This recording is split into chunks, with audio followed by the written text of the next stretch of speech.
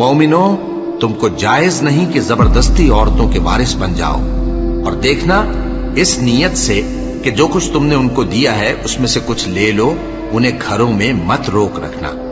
हाँ, अगर वो खुले तौर पर बदकारी की मुर्तकिब हों तो और बात है, और उनके साथ अच्छी तरह से रहो सहो। फिर अगर वो तुमको नापसंद हों तो अजब नहीं कि तुम किसी चीज को नापसंद करो और अल्लाह उसमें बहुत सी भलाई पैदा कर दे। और अगर तुम एक औरत को छोड़कर दूसरी औरत करनी चाहो और पहली औरत को ढेर सा माल दे चुके हो तो उसमें से कुछ मत लेना। भला तुम बुहतान लगाकर और खुला गुनाह करके अपना माल उससे वापस लोगे?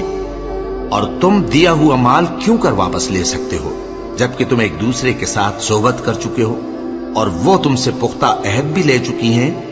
और जिन औरतों से तुम्हारे बाप दादा ने निकाह किया हो उनसे निकाह न करना, मगर जाहिलियत में जो हो चुका सो हो चुका। ये निहायत बेहयाई और अल्लाह की नाखुशी की बात थी और बहुत बुरा दस्तूर था। तुम पर तुम्हारी माएं और बेटियां और बहनें और फूफियां और खालाएं और भतीजियां और भांजियां और वो माएं जिन्होंने तुमको दूध पिलाया हो और रिजाई बहनें और सासें हराम कर दी गई हैं। और जिन औरतों से तुम खलवत कर चुके हो उनकी लड़कियां जिन्हें तुम परवरिश करते हो वो भी तुम पर हराम है। हाँ, अगर उनके साथ तुमने खलवत न की हो तो उनकी लड़कियों के साथ निकाह कर लेने में तुम पर कुछ गुनाह नहीं।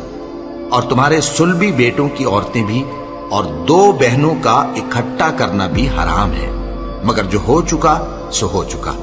बेशक अल्लाह बख्शने वाला है, बड़ा मेहरबान है। और शौहर वाली औरतें भी तुम पर हराम हैं, मगर वो जो कैद होकर बांदियों के तौर पर तुम्हारे कब्जे में आ जाएं। ये हुक्म अल्लाह ने तुमको लिख दिया है और इन मुहर्रमात के सिवा दूसरी औरतें तुमको हलाल हैं, इस तरह से कि माल खर्च करके उनसे निकाह कर लो, बशर्ते के निकाह से मकसूद इफ्फत कायम रखना हो, न कि शहवत परस्ती।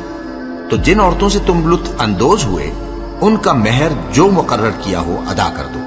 और अगर मुकर्रर करने के बाद आपस की रजामंदी से मेहर में कमी बेशी कर लो तो तुम पर कुछ गुनाह नहीं। बेशक अल्लाह सब कुछ जानने वाला है, हिकमत वाला है। और जो शख्स तुम में से मोमिन आजाद औरतों से निकाह करने का मकदूर न रखे तो मोमिन बांदियों ही से जो तुम्हारे कब्जे में आ गई हो निकाह कर ले। और अल्लाह तुम्हारे ईमान को अच्छी तरह जानता है।